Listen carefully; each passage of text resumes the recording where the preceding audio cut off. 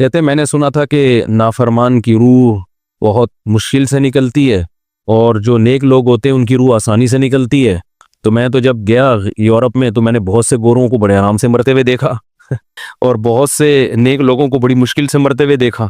تو یہ کیا ہے؟ تو کہہ رہے مجھے تو اسلام کے بارے میں اشکالات شروع ہو گئے. میں نے کہا آپ نے جن سے یہ تقریر سنی ہے نا کہ نیک لوگ کی روح آرام سے نکلتی ہے، بروں کی مشکل سے نکلتی ہے، انہوں نے آدھی بات بتائی ہے، پوری نہیں بتائی. میں نے کہا یہ تو صحابہ کے دور میں نے کہا اگر آپ حدیثیں پڑھ لیتے ایک آیت سے کبھی تھوڑی مسئلہ حل ہوتا ہے. آپ کسی کی ایک بات لے رہے ہیں، دوسرے موقع پہ جو اس نے تشریح کی ہے وہ آپ نہیں لے رہے.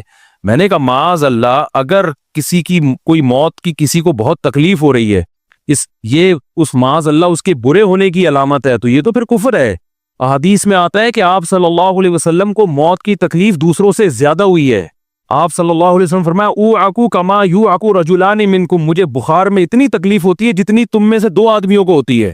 آپ پر جب بیماری آتی تھی نا، آپ کو تکلیف دوسروں سے زیادہ ہوتی تھی. اور امی عائشہ رضی اللہ تعالی عنہا فرماتی ہیں کہ نبی صلی اللہ علیہ وسلم کا سر مبارک میری گود میں تھا جب آپ کی روح نکلی ہے، اور آپ کی جو میں نے موت کی تکلیف دیکھی ہے، جس شدت میں آپ جس تکلیف میں تھے، اس کے بعد مجھے کسی کی موت کی جو آسانی سے کوئی دنیا سے گیا ہو نا، اس کے مرنے پر مجھے کبھی رشک نہیں آیا.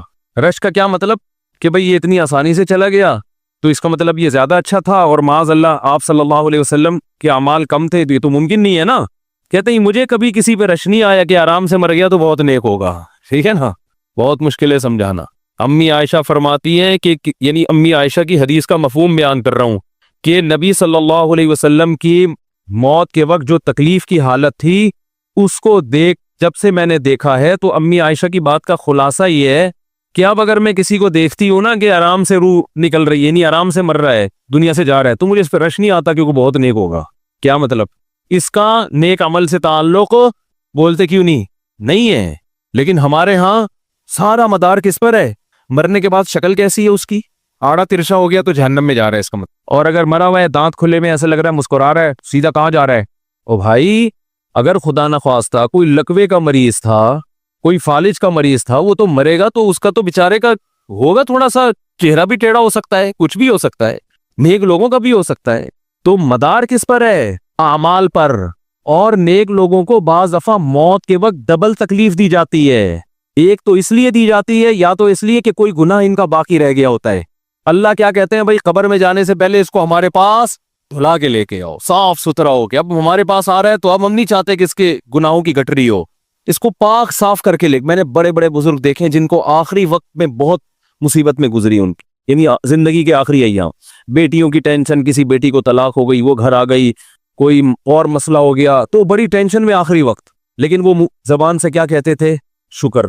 کیا شاید اللہ تعالیٰ ہمارے گناہوں کو معاف کرنا چاہتا. اولاد کی حدیث میں آتا ہے کہ انسان کو اس کی گھر والی کی طرف سے، اس کی اولاد کی طرف سے، اس کے جسم کی طرف سے تکلیفیں پہنچتی رہتی ہیں اور اس کے گناہ معاف ہوتے رہتے ہیں، حتی لقی اللہ طاہرا مطہرا، جب اللہ کے پاس آتا ہے نیٹ کلین، بالکل گناہوں سے پاک صاف ہو گیا. لیکن یہ تکلیف ہوتی ہے جس میں صبر کی توفیق بھی ملتی ہے، کیونکہ اللہ دے رہا ہے نا تکلیف، اور اللہ سزا کے طور پہ نہیں بلکہ کفارے کے طور پہ، تاکہ ہمارے پاس آئے تو صاف ستھرا ہو گئے. تو اس تکلیف میں پھر صبر کی توفیق، اس لیے علماء کہتے ہیں جس تکلیف میں صبر کی توفیق مل رہی ہے سمجھ لو یہ رحمت ہے. یہ کیا ہے؟ رحمت ہے. یہ اللہ آپ کو بنانا چاہ رہا ہے کچھ. اب لوگ کہتے ہیں یہ والی تکلیف کی وہ والی کیوں نہیں آئی، یہ تو بہت زیادہ ہو گئی. تو بھئی اللہ سے کوئی نہیں لڑ سکتا، وہ جو دے رہا ہے وہ اس پہ صبر کرو. اسی کو کہتے ہیں تقدیر پر رضا، کہ جو اللہ نے مقدر کیا ہے اب اس پہ کیا ہے؟ کوشش کریں گے، اللہ سے عافیت مانگے، اے اللہ ہمیں تکلیفیں نہیں چاہیے، ہم تو ویسے ہی کمزور ہیں، ایسا نہ ہو تکلیف میں اور ہی نافرمانی پہ نہ آ جائے، ہمیں تو خوشیوں بھری زندگی چاہیے، اور اللہ ان خوشیوں میں شکر کی توفیق دے کے گناہ معاف کر دے. ٹھیک ہے نا؟ جیسے لوگ حکیم کے پاس جاتے ہیں، حکیم صاحب کے پاس 2 طریقے ہوتے ہیں علاج کے. ایک طریقہ تو یہ کہ بھائی یہ کڑوی گولی ہے، 2-3 کھاؤ گے فٹ فاٹ ہو جاؤ گے، اس میں یہ بھی پرہیز، یہ بھی پرہیز، یہ بھی پرہیز. اور ایک طریقہ ہوتا ہے بھائی دودھ جلیبی کھاؤ، علاج لمبا ہو جائے گا، لیکن وہ دوا میں کیا ہے؟ دودھ جلیبی.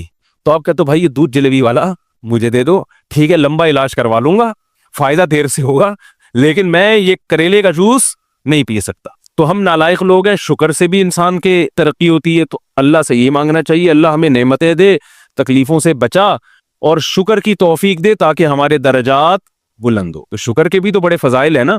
تو مانگنے تو کیونکہ عبدیت اور غلامی کا تقاضا یہ ہے کہ اللہ سے عافیت مانگی جائے، لیکن اللہ تکلیف دے دے تو